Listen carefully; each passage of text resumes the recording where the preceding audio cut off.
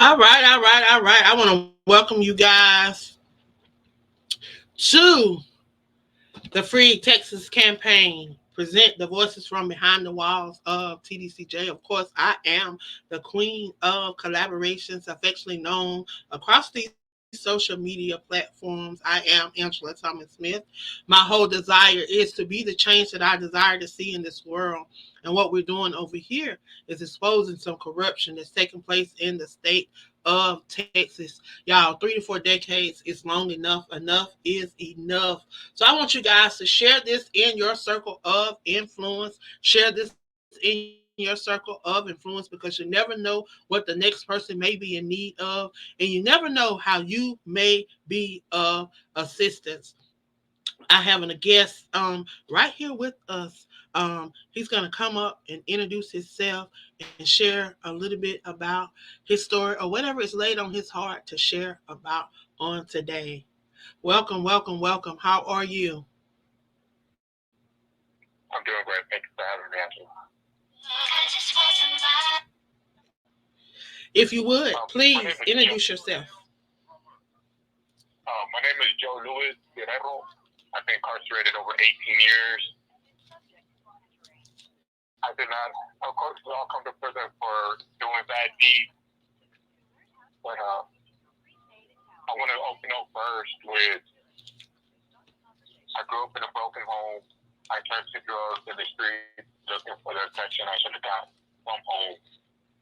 And doing that, I met a lot of bad people, did a lot of bad things, committed, got convicted for 3 counts of murder. I am not innocent, but I don't believe I deserve all the time I have got. I was convicted for 1 count of murder, for 3 counts of murder, one of them as a primary actor in 2 law parties.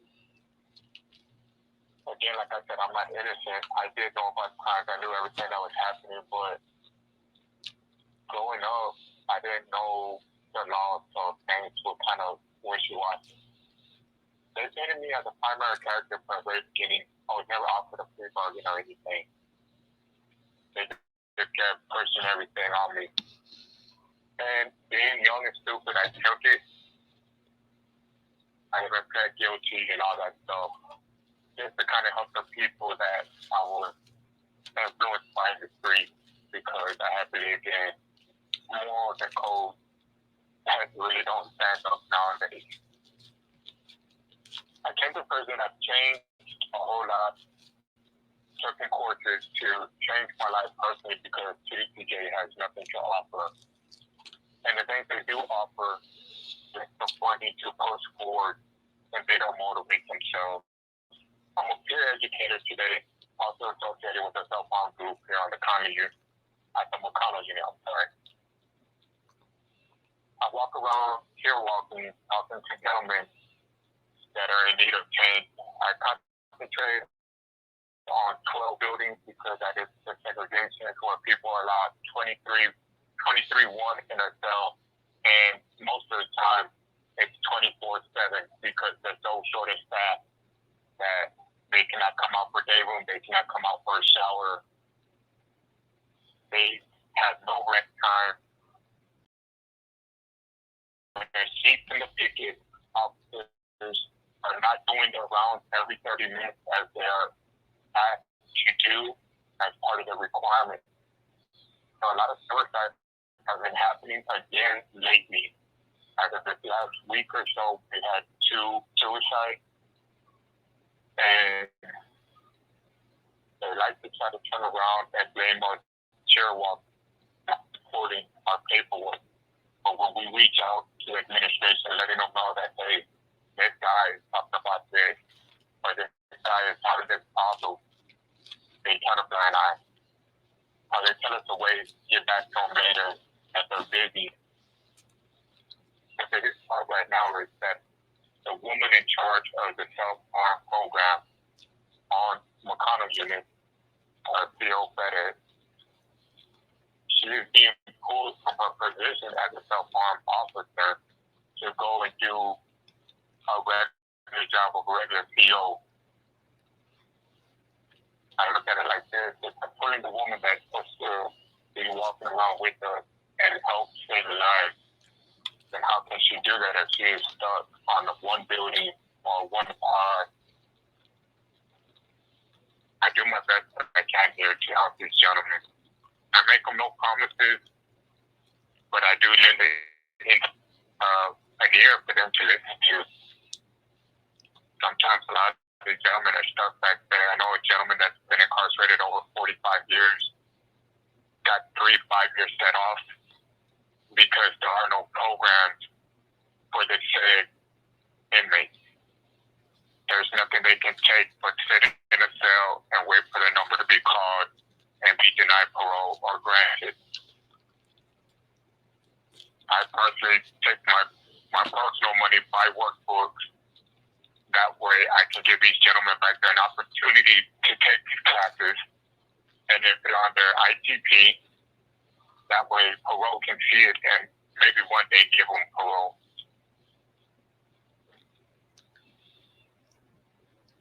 I know we're talking about corruption. It's the main subject right here in this podcast that I heard so far. And there is a lot. There's a lot of things that go on that everybody turns a blind eye to. No one sees things. We keep hearing about Texas reform. The parole system's going to be changed. The time is going to change. But nothing's ever changing for people in here. And I believe the thing that's happening is a lot of false hope is being given, so people are losing hope. Drugs are running rampant in this place, and the officers, the higher administration, are trying to say that it's inmates bringing it in. But as we stop our mail, we went to digital mail, because that's supposedly how we're getting it in. How do we still have it? And how do you have the real drugs that are here? The actual drug itself. That paper dope, as they call it. But yet they want us to penalize the next man. If I go on lockdown because you're drinking or smoking or drug habit, that they turn a blind eye, don't do nothing to that offender, but they want us to beat them up, so to say. That's the way it feels like. Because you punish the whole building, you punish a whole part behind one person's mistake. And that's not rehabilitation, that's just creating a hostile environment. I believe change has really got to start from the higher ups, the administration. We had a good warden here, Warden Sanchez. He went to regional.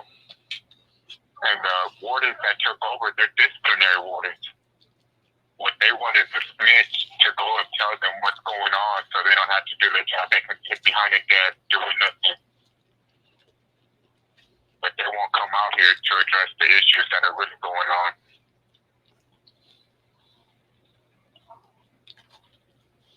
I really didn't know what I wanted to talk about. I had a lot of things on my mind, but I think my biggest concern is these men and rehabilitation, having somebody here to help them out, giving them a fair shake when they come up for parole. Right. I still got roughly 12 more years before I see them, so I guess at the moment, that's not my priority. My main thing is just looking out for the next man that doesn't have no one to help him. Well, you touched on a lot of great things. First of all, parole, rehabilitation, corruption are all things that we talk about. Our whole objective here at the Free Texas campaign is to make sure that those elected officials, those laws that have been passed are being that they are being held accountable. That's what we are doing, trying to make sure that they're being held accountable. And if they're not doing what they're supposed to do, then they need to get out of office. We want them removed from office. We need people that's going to uphold the law. We need people that's going to make sure that the citizens, the people that elected them, that they are being heard and that their needs are being met. See, over the last 3 or 4 decades, these elected officials have forgotten what it is to be concerned about the people. You don't.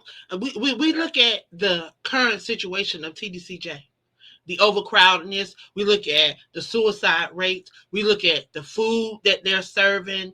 I mean, it's ridiculous. Well, we can go on and on and on and on and on and on. But guess what? Until we get those people out that have been in charge, that have been running this and allowing this, because you can't tell me if you can spend $11 million to send inmates to another state, why can't you take that $11 million and put it into the state right here in Texas? I'm not even in Texas, but you can put it into the state of Texas. You can design a rehabilitation program that works. It has worked in other states. We've seen it. So you can't tell me it does not work. The state of Texas do not want it to work. Why? Because they make so much money off of this corruption that is taking place, but they are ruining lives. They are ruining lives behind this. That's why all these people, if you're a citizen of the great state of Texas, you have the right to stand up. You have a right to write your Congress people. You have a right to write your legislators. You have a right to go down to that Capitol building and stand on those steps if need be. You have a right to sit in. You have a right to know what's going on. Y'all, they are underhanded everything that we stand for. Justice is not justice no more. It's not justice for us. It's not justice for us. But enough is enough. Enough is enough. And we look at it. All you got to do is follow the paper trails. In any which way you look, follow the paper trails. Follow the paper trails, and it will lead you to every area of corruption in the state of Texas. We talk about the prison system. We talk about all these jobs that are being performed for free because y'all not are getting paid. We talk about all those jobs that you are signing off on, saying that you work, and you're not getting a dime from it. In other states, it may not be much, but they're getting paid. There's only 6 states in the whole United States that do not pay their prisoners. And it's sad. And if you look at it, those are the states. Those are the states where you see all of the corruption. You see all of the underhanding. You see all of the under the table stuff. You talk about public offenders becoming assistant district attorneys and then coming district attorneys and then getting on the Court of Appeal, and then they're blocking out the inmates. They're blocking out the inmates because guess what? You put them there. So now you have control. You're telling people you're setting up, and then they got to cover up this and cover up that and cover up that. But guess what? All of this stuff is being exposed. We're not sitting down on it no more. And there's more people just like what we're doing here on the Free Texas campaign. We're exposing this. We're letting these people know that, hey, you put this person behind prison walls and you're doing this to them for what? Okay, they may have done the crime, but they do deserve a second chance. A lot of the people that are out here free, a lot of them need to be behind prison wall, but because they did not get caught for what they done. Only difference. Those behind prison wall got caught. They're doing their time. Do they have to die in prison? No, they shouldn't have to die in prison. You talk about some of these overly incarcerated individuals. You take them to another state and their sentence would be different. Why is Texas like that? Follow the money trail. Y'all, it's time for change. It's time for change. That's what it is. 13th Amendment states it. They live by the 13th Amendment. It's time to eradicate it. It's time to get rid of it. It's time for the state of Texas to be held accountable. You can't pick and choose what you're going to do. Either you going to be for the people or you not going to be for the people. It's time for change. And we have to be the change Yes, that ma'am. we want to see in this world. We have to be that Yes. change. We have to be that change because we're seeing people die every day in prison. They're dying from malnourishment. They're dying from suicide. They're dying for homicide. And sometimes it's at the hand of these correction officers. And sometimes it's at the handmaid of their salaries. And then they're keeping it under hush. They're not exposing it. And shame on these newscasters. These so-called these so-called CBS, NBCs, and ABCs that's supposed to be broadcasting. It's supposed to be being true journalists. That when you're a true journalist, you share the truth and you don't sugarcoat it. You're not biased. Just share the truth. You share the facts. And if the facts sound like you biased, then oh well. The truth will always set you free. The truth will Yeah. set you free. I'm telling you, I That get is one thing heated. I've been learning. I get heated when I talk about all of the corruption in Texas because it's sad. And it's sad that you guys are spending half of your lives and almost your whole lives in a prison system. And then most of y'all are going in there as babies or just walking into adulthood. See, they think they smart. They get you when you cross right into adulthood so they can think they can keep you for the rest of your life. And then guess what? When they let you out, you're old. You can't do nothing. And then you got to be dependent on the state. There you is, being a burden, thinking you being a burden. And then they hoping Yeah. that the people that they let out are going to reoffend so they can get back in there. So then there they ain't got to let them out no more because hey, we don't gave you a chance. We don't let you out and then you reoffend. But what about the people that have went through the schooling? They've turned the training. They've done everything that they can in their power to show you that they have changed, that they want to be a productive citizen, that they want change, and they want to do the same for other people. They don't want other people having to go down the roads that they went because you're looking at people that have been in prison 25, 30, 35 years. And I heard somebody say, it may have been you, say 45 years. That's a long time. A lot of people have Yeah. celebrated a lot of milestones. Half of these young kids that's incarcerated, they haven't even lived long enough as some of these people have been in prison. And it's sad. It is sad that they keep giving these people set offs. They keep giving them year set offs. They keep giving them 2 year set offs. It's sad. But you can spend Yeah. $11 million sending inmates to another state. Use that money right here in the state of Texas and let some of these people go. You have eligible people. The governor can make that decision. Those people that are eligible to be released, if they've done everything, if there's nothing else that they can do to show that they need rehabilitation, why not let them go? What if they show you everything that they've done that show you that they can be a productive citizen? You still want to hold them. Why? Because there got to be some dollars riding on their head. I'm telling you. We need to look at this governor. And if he ain't gonna do what he's supposed to do, he keep vetoing bills and overlooking bills and promising people he gonna do this, and then when it get closer to what he's supposed to do, he don't do it. It's time for him to go. It's time to get somebody in there that's gonna do what they supposed to do and that's gonna stand up for the people and gonna let the people's voice be heard. It's time for change. Yeah. It's time for change, and we got to be that change. It's time for change. I'm telling you, I'm excited because we're going to be coming. The Free Texas campaign is going to be coming to different places in the state of Texas.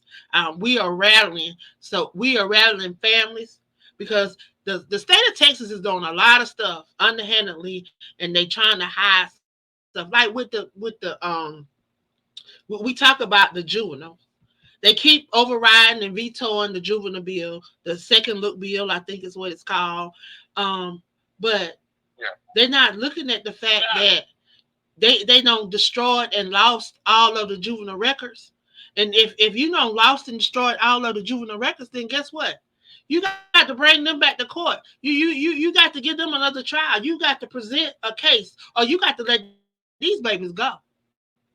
And half of them probably been locked up over 20 years, 10, 15 years. And guess what? Half of these babies, if you give them a second chance, they're not going to offend again because guess what? A lot of them don't been through some stuff. A lot of them don't experience some stuff that they not going to want to be on the inside of a prison again. Give them a chance. Don't make them spend the rest of their lives on behind walls. That's not what we do. I'm telling you, these people making me want to run for office. I'm telling you, if I get some people to back me, I'll run. I definitely will. I'll move to Texas and run because I'm telling you, we need change. We need to get these people that's not gonna stand up and do what they're supposed to do. We need to get them out of office because I'm tired of hearing stories like yours. Thousands of individuals. I've interviewed quite a few people. I have about 60 people on my list. I'm working towards 100 that I really want to work with and try to bring a light to their cases and at least make some noise and get their families to rally with me because it's going to take the families of these individuals to stand up to and say enough is enough because y'all, it's time out. It's time out. Mr. Joe, before we leave today, I want you to make a plea with the people. What is pressing your heart today? What would you like to see take place within TDCJ that can not only help you but can help other inmates see the light of day, to see the outside of these prison bars without having to spend half of their lives there, and then they're no good when they get out. What can you tell those in charge to touch their hearts on today? Like I said before, I've been incarcerated over 18 years now. I still have 12 more to go, more or less. And I won't lie, it took roughly 10 years to finally hit a point in my life to stop blaming people for the poor choices I made and take responsibility for my choices and start looking up to want to change my environment. There are so many times we talk about wanting to change our environment or see our environment change. Well, it starts with you, yourself. I believe if a person after 15 years still hasn't gotten it, then yeah, maybe they deserve the extensive amount of time that they have. But after 15 years, you can definitely break someone to the point of there be no good to anybody. There's a lot of times, there's a lot of these gentlemen, they come in, they're changing, they're working on it, but due to the corruption of the officers, turning blind eyes to so many situations. I got inmates back there that are being overhauled right now because they've been beat up and they're asking for help, and they're like, they send them right back to population to get beat up again or wait. And that's not cool. I just want the government to have an oversight on that parole system. Instead of these people that are corrupting the system are higher up, denying us, let's have an outside person look at it. Why not bring a point system where instead of me being a high security inmate for the rest of my life, work a point system where I can come down like the Perez do. You can go in as a high inmate, but come out as a medium or low. Yeah, they supposed to have a point system. They supposed to have a point system, but they block out the numbers, so you don't know what where you rank at. So it's hard to keep track. It's like they're being secretive. It's like they're not being transparent. So if they wouldn't block out the number, then you would be able to see it, and then people would be able to see where this person stands, what this person has accomplished, what this person has not done, and how we can help this person get to where they need to be. And see, that's not what's being done. And see, they got to get back to being transparent. And like I was saying on the last interview, I talk about this quite often. What I feel need to be done, they need to bring people in that's going to make us inmate feel whole, and I mean from the head to the toe. If that means you need a psychologist, you need a therapist, whatever you need that's gonna make you be able to function in this real world, that's who need to be a part of your parole plan. They need to have an individual parole plan so that these people can reintegrate into society. That's what they need. That's what every and they don't need it. It can't be a group thing. It has to be an individual thing because everybody is individualized. They are an individual person. They have individual personality. They have individual strength. They have individual weaknesses, and that's what needs to take place until people get back to looking at the inmates individually and as a human. But see, they don't dehumanize them to they don't even look at them as humans. They got to get back to looking at them as human, and then they can conceptualize and think about the whole person and how they can reintegrate them into society. So that's what I think, and I think them having a psychologist, having a professional people on there, like having organizations like Goodwill. You got organizations like Goodwill, United Way. These are organizations that help with self-development and help with growth and help with helping you to have those skills so that you can go out, find jobs, know how to present yourself so that you, because think about it, a lot of these people have been away from society, a lot of things have changed, technology have changed, so they can help them work on the technology, get used to technology, different things. See, they got to think about all of this when they're thinking about reintegrating people. They not reintegrating people. They're not trying to put people back in society. They throwing them out there, and then they hoping that they gonna fail so they can end up back there a number so that they can use them as they greed and they power. I mean that's what they do. But I say an overhaul, like you say, they need an overhaul of the parole board, and that's my take on it. Yeah. And once they do that, because you can't have former correction officers, former DAs, you got former, everybody is a former something to do with something that's gonna put these people in there. Of course, they're gonna want to keep them in there. They don't want them to get out. Because a lot of them probably holding animosity. So guess what? They don't need to be a part of this. And the people that's appointing them, they need to be looked at too. Because why are you appointing them? Because you got some kind of political influence, and it's all about favoritism. It's all about bribery. It's all about looking out for the next person because they in my circle. Nah, it's time out for that, and we got to move past that, and that's what we gonna do. And like I say, we got to get some of these people up out of office because some of them, they've been in way too long. And it's all about bribery and favoritism that has kept them there. It's time out for that. It's time to move. It's time for change. But I want to thank you for stopping by. You have definitely put some light on some things.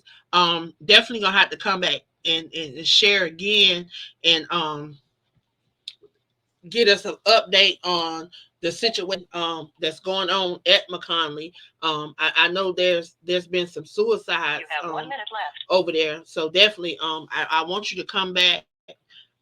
So definitely thank you again, Joe. And I appreciate you. You keep being strong. You keep pushing, and we're gonna do what we can do on the outside to continue to bring light to what's going on in the state of Texas. And you be blessed. I appreciate you so much. Y'all, another opportunity. There was another guy, Joe Guerrero, sharing a little bit about what's going on in TDCJ and a little bit about his story. Y'all, thank you for tuning in. If y'all would share this in your circle of influence, because I know that there's been some nuggets dropped on today, because a lot of stuff you may not realize goes on behind prison wall that we need to be brought aware of. And it's by these conversations and these types of interaction is where we get these things to be able to come to the forefront and be able to come to light, y'all. Again, all those things that's been going on in the dark, they're going to come to the light slowly but surely.